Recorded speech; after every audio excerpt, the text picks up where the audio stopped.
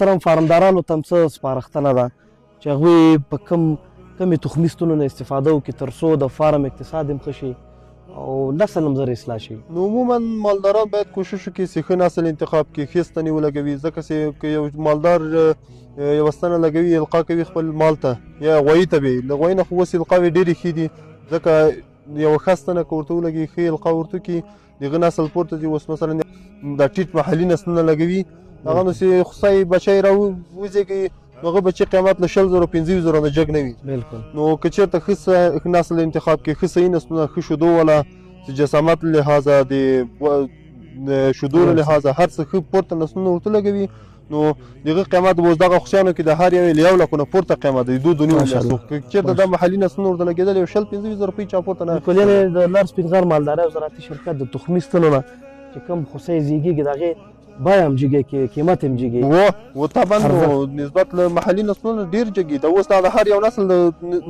خپله معلومیږي، دا د ویډیو کې تاسو ته معلومیږي څه رقم ده. او بل زیاتره مالداران د موږ رضایت لري. دا اوس زه تقریبا په ورځ کې که په لاس القاوې کوو په لاس القاوو کې 8 القاوې لس سپین غر شرکت ستنې موږ لګوو، ځکه مالداران اطمینانه سوي په دې باندې چې کوم اطلاق چې موږ ورته ښیو هېڅ فرق نه کوي، هماغه نسل هماغه جنس هماغه شی راغلی ده او قیمت هم دوی ته خپله معلومیږي. زیاتره مالداران دي موږ اوس موږ ته زنګ ووایي چې لر سپین غر شرکت ستنه لګوو راسه چې هلته ورځو اطلاق ورسره ده، هماغه څوک جرمني لګوي څوک ممبلیارد لګوي، بیا چې بیرته نتیجه هم انشاءالله مثبته ده. ډېره مننه ډاکټر صاحب محترم.